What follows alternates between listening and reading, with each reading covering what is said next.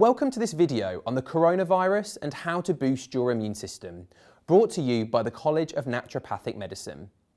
All of us in the senior academic team have joined forces to deliver you with crucial information that you can take away and apply immediately. I will begin by telling you about what the coronavirus actually is and the importance of your immune system at this crucial time. My colleagues will then be telling you about the role of nutrition, as well as introducing you to simple and practical herbal remedies that you can use. So, let's get started. So, first of all, let's go down into the basics of what a virus is. A virus is an extremely simple and basic entity. Viruses are actually around us everywhere. In fact, every time we inhale and we breathe in, we are breathing in viruses. Viruses are the most abundant entity, the most abundant biological entity on the entire planet.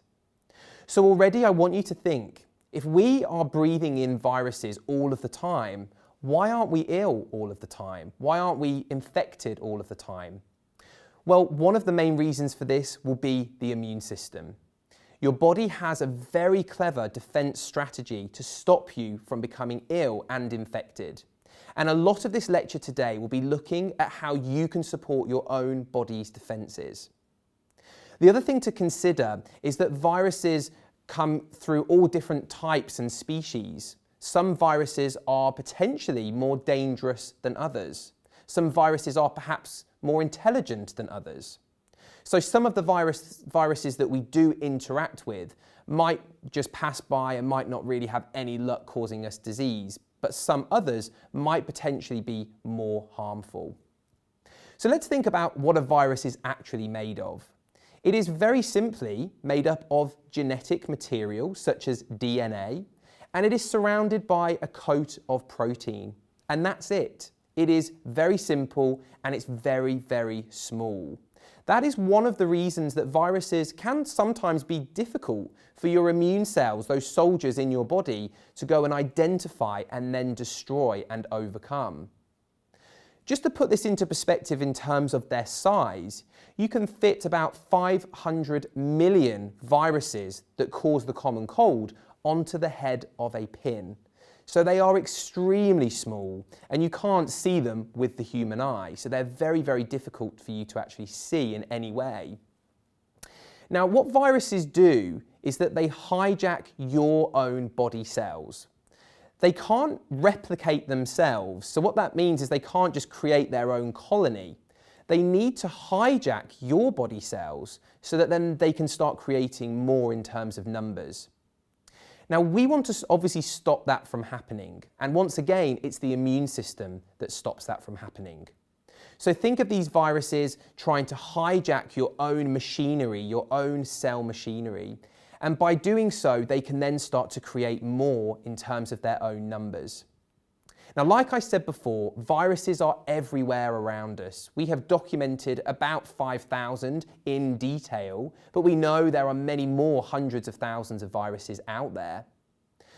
Just to put this also into perspective, in 1 litre of seawater, you will find about 100 billion viruses. And every time you go in the sea, you don't come out with a virus, with the flu, with a cold. So again, viruses differ in terms of how well they are designed to cause an infection, but also think about your immune system. This is such an important part that we're going to be talking to you about in this session. So now let's talk about the coronavirus and specifically the COVID-19 strain. Now, the reason we refer to the number 19 is because we first discovered this strain of virus in 2019. Now, what we know about the coronavirus is that it does specifically target your respiratory tract, which is your airways and also your lungs. And the actual coat of the virus seems to have a real connection, a real attraction for the cells that line your airways. So if you were to inhale droplets of liquid that contain the virus, that virus is looking around and hunting for those cells lining your airways. And what the virus wants to do is to get into those cells, use your machinery, hijack the cell, and then leak lots of viral material into the mucus in your airways. And that's one of the reasons that when people do get a true coronavirus infection, if that goes a bit deeper into the airways especially, they are very likely to get a cough. And that's because the virus has leaked into the mucus. And actually the cough is your body's attempt to try and expel that material. So that's one first important point. Be very wary of trying to suppress the cough, because that's your body's attempt to try and get rid of this material and to try and expel it out of your airways. Now, the particular strain we're talking about here, the COVID-19 strain, is just one member of this viral family. So the coronavirus family does even include the common cold, which we've all experienced. So what that means is that they all have some similarities in the way in which they are structured. So the virus itself tends to cause the most problems with those individuals who are immune compromised. And this is really important. You've probably heard this already, but those most susceptible will have a weak and vulnerable immune system. So they are more susceptible to this infection. So those people that are on medications that specifically target their immune system to suppress it on purpose, or those people with long-term conditions that also lowers the immune system, will be at a higher risk of developing this infection. Now, one thing that we need to bring back in here is this concept of your immune system. Now, your immune system is made up of lots of different components. We've got things like cells, but also proteins that travel around the body, and they act like soldiers trying to defend you against infection. And this is almost like a battle that's constantly going on all of the time. Even as I'm talking now, my body is in a battle against different viruses and different other organisms that are trying to cause an infection in my body. But my immune system is winning. So this is a battle, and it's about who is going to win that battle. And the purpose of this lecture is to give you all of the information and the tools so that you can best support your body's defences, so that you can tilt towards supporting your immune system and to therefore help your body to overcome any invaders that do try and cause your body some troubles. Now, you will have heard many statistics around the COVID-19 virus, one of which will possibly be the mortality rate, meaning the death rate of the virus. And this is important to tell you in that those statistics are based on the people that have actually been identified and tested in a hospital or in a medical setting for having the coronavirus, for having this particular strain. There are many other people out there who have had the coronavirus, and this strain in particular, who have actually not had any symptoms at all, or have had very mild symptoms and therefore haven't been tested. So what we know is that absolutely that number is far too high. So as we have now already covered, the COVID-19 virus is targeting those cells in your airways. And once it has replicated, it will basically sort of leak into the secretions, the mucus in your airways. So if you were to cough when you are actually infected with this virus, the virus itself will be found within the droplets that you expel. And just to put this into perspective, if you were to have an active coronavirus infection and you were experiencing the symptoms of the virus, every time you sneeze, you are releasing about 20,000 droplets that will contain the virus. So it's important to follow some basic instructions here about how we can prevent spread, but also how we can obviously prevent entry on a personal level. So first of all, as you will have heard, it is crucial that we keep washing our hands. Wash your hands with soap using warm water. That's really important, warm to hot water. It doesn't seem to have the same effect with cold water at necessarily killing all of the virus present. And you should be doing that for about 20 seconds. So make sure that you are covering all the different parts of your hands. Also, if you do need to cough or sneeze, make sure that you're covering your mouth and your nose. You could either do this into maybe the corner of your elbow, or perhaps you could even do this into a tissue. And if you do cough into a tissue, make sure that you expel the tissue immediately and then wash your hands straight away. Do bear in mind that just by breathing, you are not spreading this virus. You need to actually send droplets into the air. So let's just say you were to cough onto your hands, the droplets would then be on your hands. So that's how it's spread. It's not through just normal breathing mechanics, just so you bear that in mind. So follow simple instructions, washing your hands and making sure that you're covering your mouth and nose when you're coughing and when you're sneezing. So what we've learned is that the COVID-19 virus seems to cause symptoms in two main stages. We've got the first stage of infection where people tend to get generally quite mild symptoms. And in fact, about 80% of cases that we're seeing of this virus tend to sort of pass on by, a bit like a common cold. So many people have actually experienced COVID-19 and have actually been infected with the virus and have overcome this very well, but without even realizing that they've actually had it and have fought this off. So that's important for you to consider. The initial symptoms really will be a fever, so a high body temperature, as well as a dry cough.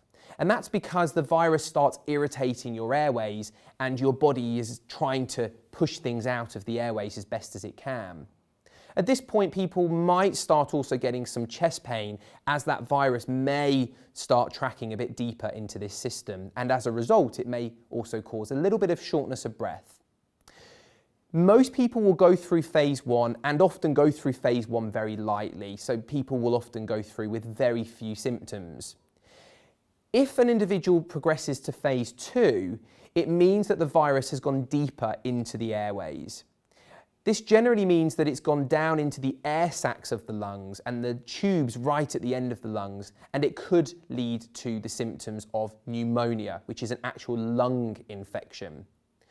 Now, this only really happens when the immune defences have not worked efficiently enough to stop that virus moving deeper and deeper into this body system. I want you to imagine your immune system like layers of defence, and the virus is trying to overcome those different layers as best as it possibly can. Now, if we have an individual who has an immune system that is quite weak and makes them quite susceptible to this infection, it's a bit like taking those barriers out of the way so the virus can actually push forwards and get deeper and deeper into the body. So what we want to do as best as possible is to build those barriers, build those defences, so that even if you were to start getting symptoms of COVID-19, that you at least have those immune defences in place to stop the infection becoming more deep-seated in your body, because that's really the dangerous part. This second phase here is certainly the very concerning part of the disease. And this is why those individuals who are eventually killed by this virus generally will die. It's because of the depth of the infection. And that's really only in those individuals who do have severe immune compromise. And that's why generally more elderly individuals on lots of medications or with other existing medical diagnoses, that's why they tend to be more affected for that reason. Now, this is also important for later on in this lecture, where you will be learning about what you might think about doing if you are infected and if you're in one of those two phases. So that's where some of the herbal support will come in terms of what you can do about it. So the immune system is your body's way of defending itself against invaders. And when I say invaders, I'm really talking about things like viruses that are trying to cause an infection. They're trying to hijack your body cells and make lots of colonies so that they can overcome the different parts of your body. So think of this like soldiers. Think of this like a battle. You've got the viruses, which are like foreign soldiers coming into your body, trying to overcome your cells. And then your immune system is alerted to the fact that we've got these cells coming on in, trying to overcome us. And the immune system will hopefully be able to combat and defeat this. The immune system stops us from getting ill all of the time. Now, we often don't really appreciate how important a job the immune system does for us, or that it actually supplies for us, because we are generally, the majority of us, not ill every single day. But if we were to take our immune system out of the equation, we would be getting infections constantly. We'd be battling colds that would last for months and months and months and could become very serious infections. So the immune system is doing amazing things for us, and we cannot underestimate its importance, particularly when we look at the subject of coronavirus, we need to support our body's natural defences. Now, the next part of this session, we'll be looking at what suppresses the immune system, what weakens the immune system. And I just want you at this point to start thinking about that. What do you think weakens your immune system? What do you think weakens your body's ability to defend itself against these invaders? So now let's talk about what will weaken your immune system and what you really should ideally eliminate. First of all, we've got refined sugars. Now, when we say refined sugars, we're talking about sugars that have all of the other good nutrients stripped out of them. So they have no vitamins and no minerals. If we compare a refined sugar to something like the sugar you might find in fruit, like an orange, the sugars found in oranges will be packed also with vitamins and minerals and other good nutrients that are beneficial to your body. So refined sugars don't have those same nutritional benefits. They don't have those same nourishing benefits to your body. And instead, we know that they are immune suppressing, meaning that they really dampen and weaken your immune system. This is the same for artificial sweeteners as well. So look out for these sugars in the foods that you're eating. And I think most of these will be probably fairly obvious. Things like cakes, things like sweets, chocolate, biscuits. Also look at sugary juices. So consider things like your fruit juices, whether you're getting the actual fresh juice of that fruit or whether it's concentrated and whether sugar has been added to it. Also think about things like sodas, fizzy drinks, those sorts of carbonated beverages. They are often packed with sugar, refined sugar, and if it's not refined sugar, it's normally those artificial sweeteners. These really do weaken your immune system. And one thing we know is that when you eat lots of these sugars, they actually push the vitamin C out of your cells. And one thing you probably know about vitamin C is that it's really important for boosting your immune system. So that's the last thing we want. We want to be supporting the immune system, especially now more than ever.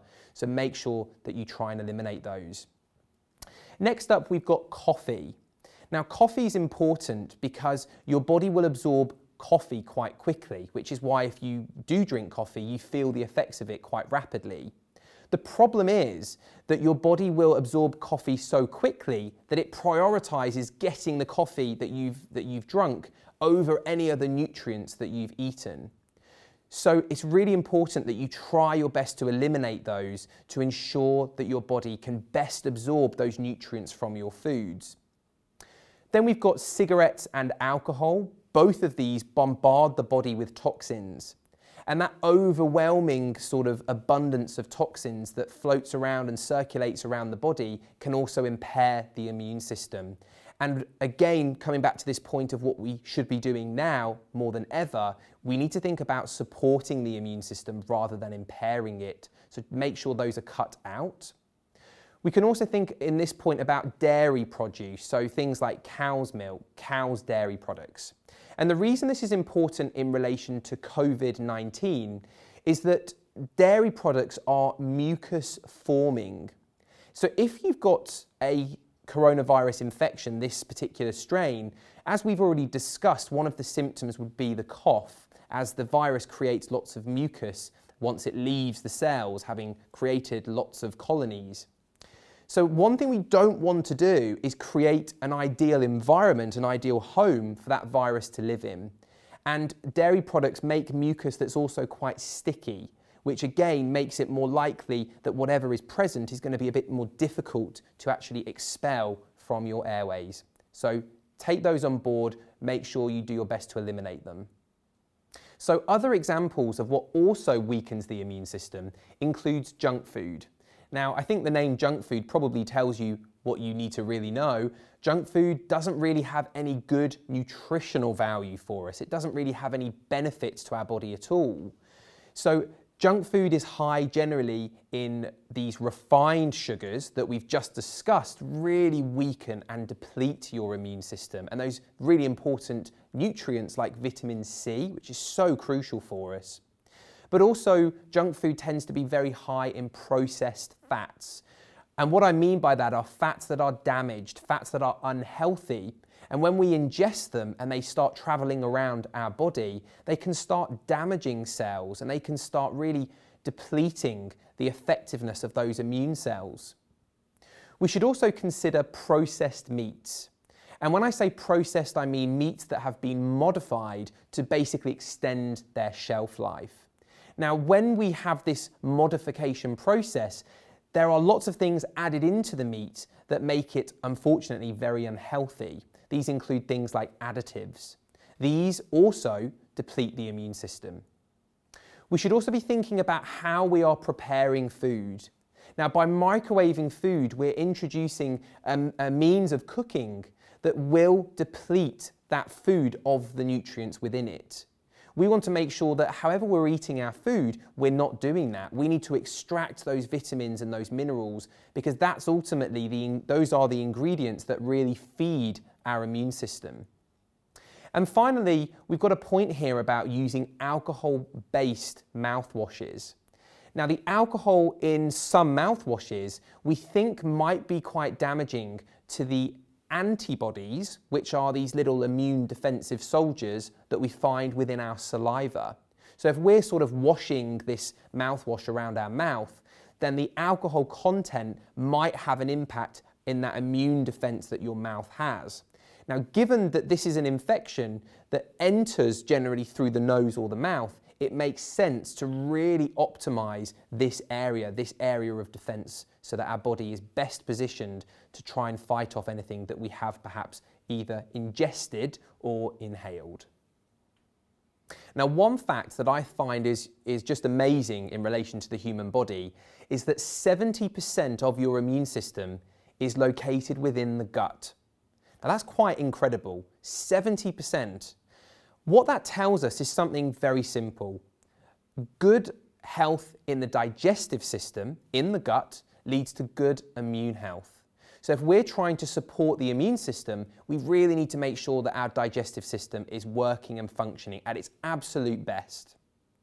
You can see this with the picture there, how we have these bacteria that are living all around the intestines. That's what's flashing up there. And the bacteria are so important because they live just a few millimeters away from this abundance of immune tissue, of immune cells, of these soldiers. And I want you to imagine that these soldiers are just like us as humans. We need to learn. And, we learn in life through experience, through exposure. Think of how maybe you learned to drive. You learned through doing it again and again and again. And your immune system works in the same way. Your immune cells need to see what bacteria look like, see what viruses look like, and by looking at them, it's almost like going through a schooling process. So it's crucial that we have that interaction between those immune cells, those soldiers, and the bacteria that do live within the gut. And another amazing fact is that we have about 100 trillion bacteria living within the intestines. Again, quite an amazing fact. They're there for a reason because our body lets them live there. We have a good relationship with those bacteria. And that relationship is what strengthens the immune system. So to really help those immune cells learn and develop and evolve better, and really become able to identify a foreign cell and then attack and destroy it, we need to give it that good exposure. We need to give it that training. So we need to make sure that we're feeding those bacteria within the gut, that we're giving them the nutrients that they need to thrive. So first of all, what we can think about are foods that literally feed them. And we call these prebiotics. Now, a prebiotic is any food that a bacteria can ingest, that it can eat itself.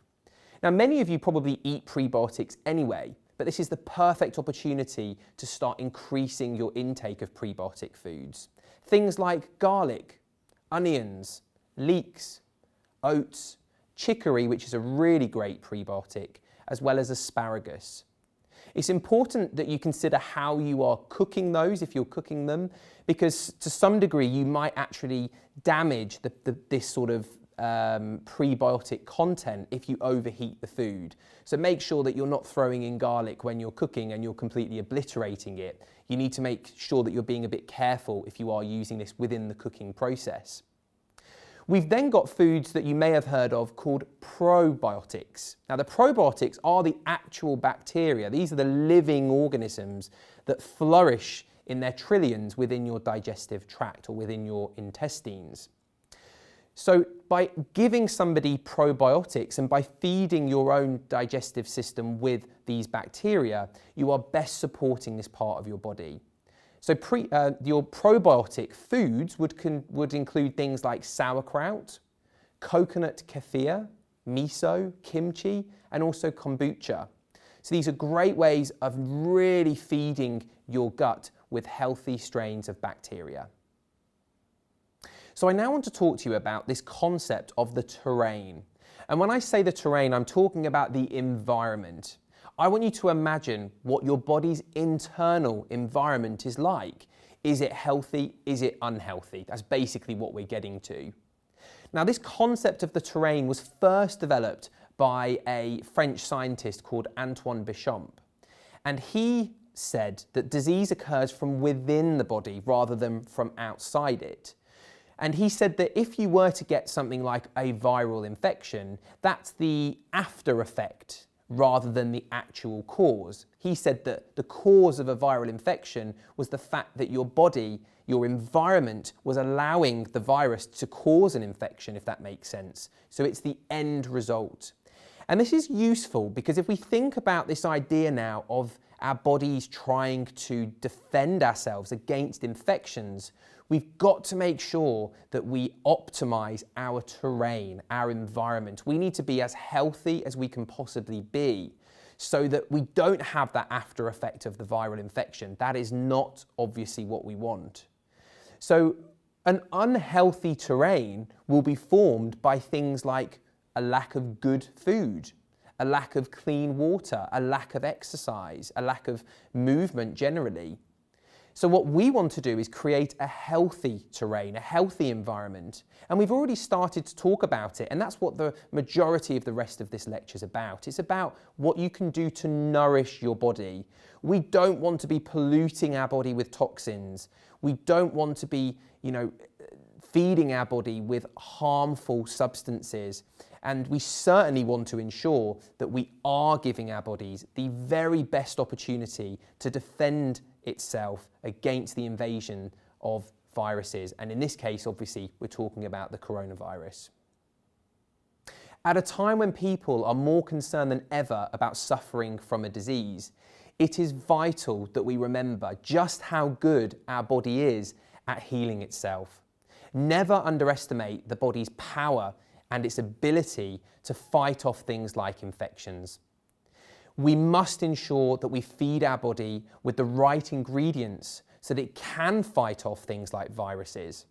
We need to ensure that we feed our body with the right nutrition, with good exercise, with clean water, really with simple pillars. We must address those key pillars. And the rest of this seminar will be talking to you about what those other pillars will be. So please make sure that you do remember that point. The body will do all the healing that you need. You've just got to make sure you give it all of the ingredients that it needs.